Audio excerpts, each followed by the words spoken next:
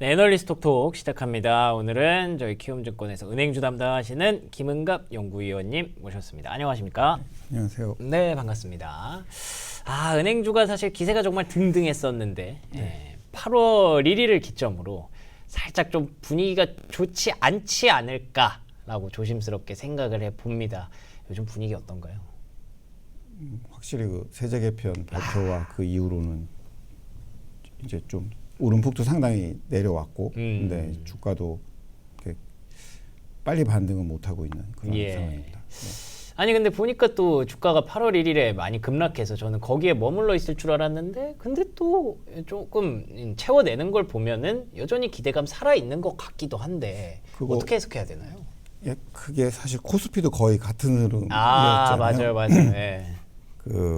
그 이후에 이제 정부나 여당에서 추가적으로 논의를 하고 있다, 뭐 그런 얘기도 나오고 해가지고 지금은 기대 반, 걱정 반 좀 섞여 있는 딱 그 시점 아닌가라는 생각이 들고요. 여기 딱 코스피가 8월 초에 이런 그림이었는데 네. KB금융의 딱 주가가 딱 비슷하게 이렇게 움직인다는 점에서 일단은 개정될 가능성도 있기 때문에 이렇게까지 빠질 거는 아닌데 라고 생각하는 저가 매수세도 유입된 것 같고요. 근데 그렇다고 해서 이게 막 치고 올라갈 또 상황은 아니다 보니까 그 정도의 분위기로 여러분들이 이해하시면 될 것 같습니다. 뭐 근데 요즘 그렇게 실적이 중요하다고 하지는 않지만 은행주에 대해서 그래도 실적이 다 나왔을 텐데 되게 전반적으로 잘 나왔는지 좀 궁금합니다. 네, 실적은 좋았습니다. 그 2페이지 맨 아래 그림을 보시면 일단 저희가 뭐 꾸준히 실적은 개선되는 모양이었는데 이번 분기는 특히나 1분기 대비로도 한 8% 증가했고요. 그다음에 작년 2분기 대비로도 8% 증가해서 1, 2분기 합친 숫자는 한 9% 가까이 작년보다 증가했습니다. 물론 작년 1, 2분기에 ELS 손실이 있었기 때문에 증가율이 조금 높아진 게 있는데 그걸 제외해도 차트에서 보시다시피 꾸준하게 이익은 늘어나고 있습니다. 아마 올해 1년 지나가면 또 사상 최고치를 갱신하지 않을까 그렇게 생각이 들고요. 아니 뭐 은행사들의 뭐 실적은 이제 그냥 디폴트 값으로 계속 좋아지는 건가라는 생각이 들 정도예요. 그 약하지만 네. 왜냐하면 다음 페이지 첫 번째 그림 한번 보시면 그 이자익은 좋지 않습니다. 오히려 작년보다 줄어들 거다라고 전망을 하고 있고요. 조금이지만. 그다음에 충당금 비용도 보시면은 좋지는 않습니다. 왜냐하면 그러네요. 아직도 PF 충당금을 쌓고 있거든요. 아직도 쌓고 있어요? 예. 보시면 근데 좋은 거 하나는 비이자이익이죠. 그러니까 유가증권 매매, 그다음에 환율에 의한 외화 환산이익. 주식시장이 좋아서 그렇구나. 예전에 한번 말씀을 드리긴 했는데 금리가 떨어져도 비이자익으로 충분히 만회하고도 남는 거를 여지껏 여러 번 보여줬다. 근데 비자익은 약간 좀 이자익하고 다른 점 하나는 얼마나 좋을지가 이제 측정하기가 조금 어렵다. 왜냐하면 이자익은 계산해서 딱 나오는데 비자는 주가지수가 좋다 한들 어느 은행이 얼마나 매매를 잘할지를 제가 전망하기는 어려운 모르죠. 그런 부분이 섞여 있는 거죠. 아무튼 그래도 금리가 하락하고 지수가 좋으니까 그걸로 이제 만회를 했고 방금 충당금 비용 아직도 쌓고 있다고 말씀드렸잖아요. 그게 이제 앞으로는 줄어들면 이제 다음 번에는 이제 충당금 비용이 줄어서 이익이 조금 좋아졌습니다. 이렇게 또 표현을 할 수가 있겠죠. 그래서 말씀하신 것처럼 이럴 땐 이걸로 조금 만회하고 저걸로 만회하고 하면서 조금씩 좋아지는 모습을 보이고 있습니다. 그게 뭐 사실 어떻게 보면은 이럴 땐 이거 갖다 쓰고 저럴 땐 저거 갖다 쓰는 그런 상황이구나라고 뭐 그냥 나이브하게 생각할 수도 있지만 그만큼 은행사들이 지금까지 잘해온 거죠. 그만큼 이렇게 갖다 쓸 수 있는 것들을 많이 만들어놨다는 거, 방어할 수 있는 부분들을 많이 만들어놨다는 게 저는 건강한 은행들이라고 생각을 해서 말이 은행주지 사실은 저 안에 여러 회사가 있잖아요. 그렇죠. 그래서 누구는 이럴 때 좋고 누구는 저럴 때 좋고가 또 다르고. 그러네요. 그리고 은행 하나는 이제 아무래도 비중이 큰데 은행은 옛날보다 상당히 보수적으로 이제 안전하게 하고 있는 측면이 좀 더해지고 해서 천천히지만 이익은 늘고 있는 그런 모습을 장기간 볼 수 있었던 것 같습니다. 그래서 이게 사실은 어떻게 보면 은행주의 장단점이었죠. 장점은 실적이 아주 안정적이다. 단점은 거기서 막 쉽게 올라오지도 못한다. 라는 부분이었는데, 근데 그게 이제 우리가 이제 기대하는 부분들을 만나면서 올해 이렇게 크게 터지지 않았습니까? 그게 이제 주주 환원율에 대한 기대감이었는데 그 부분도 어떻게 계속 올라오고는 있나요? 그것은 이익 증가율보다 조금 더 빠릅니다. 아, 그렇군요. 네, 그 밑에 그림이 있는데요. 아, 밑에 있나요? 예, 사실은 그 기존의 이익만큼 이제 주주 환원을 못 하고 있다가 그거를 하기 시작해갖고, 그러니까 쉽게 말해서 이익 대비 주주에 대한 환원의 주주 환원율이 올라가는 모습이었는데, 네. 25년도 꽤 올라갈 거라고 생각은 했습니다. 근데 지금 보시는 차트는 이번 2분기 실적을 위해서 전망치를 확 더 올리게 됐습니다.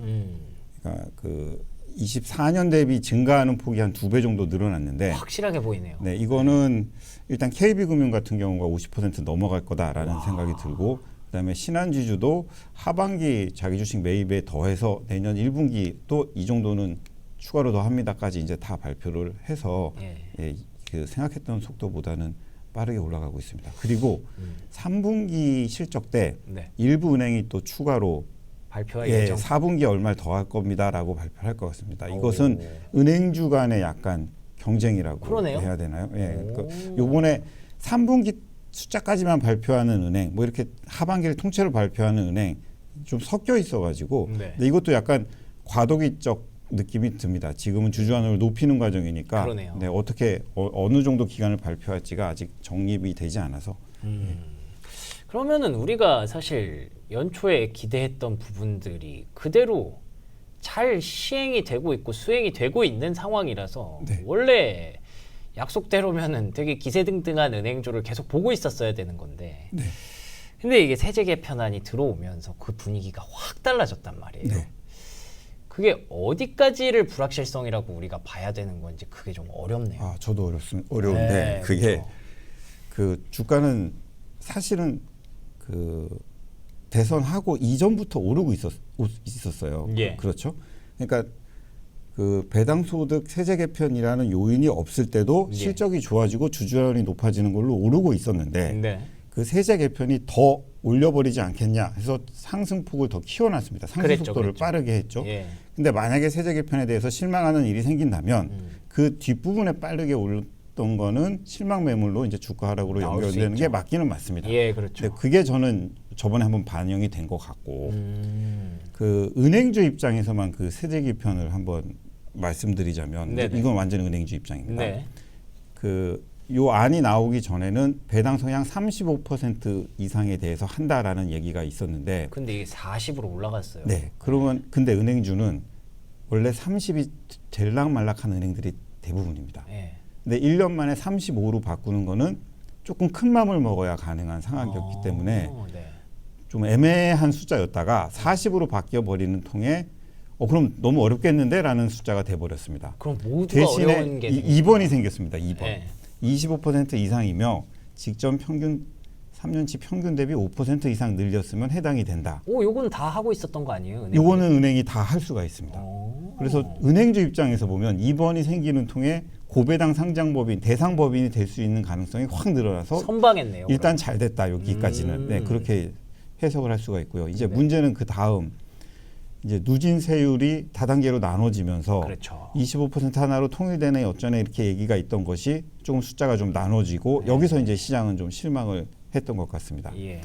근데 이것도 제조업하고 은행이 좀 다른데, 제조업은 팔 수도 없는 지분을 크게 갖고 있으면서 배당을 저 정도를 받아야 되는 대주주가 있는 반면에, 네. 은행주는 기관 투자자가 아니고서야 저 정도 배당을 은행주 하나로 받으려면 60억 이상 보유를 하고 뭐 그래야 되는데, 그런 개인 투자자는 굉장히 거의 없지 않을까 싶은 그러네요. 생각입니다. 만약에 그러네요. 그런 분이 예. 있어도 주식을 조금 줄이면 되죠. 3억이 안 되게. 그렇죠. 예. 그래서 이것도 은행주하고는 약간 조금 다른 스토리가 될 수 있는데, 일단은 이게 시장 전체 분위기를 확 그렇죠. 예, 그게 바꿔버렸고, 문제죠. 예. 그다음에 대주주의 기준이 10억이냐 50억이냐. 그것도 중요하죠. 예, 이것도 시장 전체에 미치는 영향 대비 은행주한테는 또 사실은 뭐 크진 그렇게까지는 않구나. 예.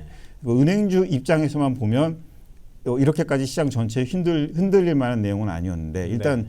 그래도 그 은행주가 이제 주가가 오르기 시작한 거는 배당, 그다음에 주주환원, 이게 이제 기본 테마였으니까 그거를 좀 실망시키는 문제에 대해서는 은행주 주가가 저렇게 반응하는 것은 뭐 어쩔 수 없지 않았나라는 생각은 듭니다.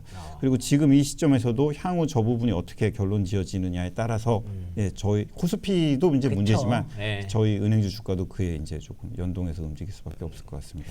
그러니까 이게 뭐 굳이 은행주만 놓고 보면은 뭐 그냥 이렇게 저렇게 양보해서 이것도 나쁘지 않고 그리고 지금 주주환원율도 계속 올라가고 있고 실적도 좋고 나쁠 건 없는데 근데 시장 전체가 이에 대해서 전체적인 큰 틀에 대해서 실망을 해버렸기 때문에 그의 중심이었던 금융사 역시 그 실망감에서 자유로울 수 없었다는 그런 부분이고요.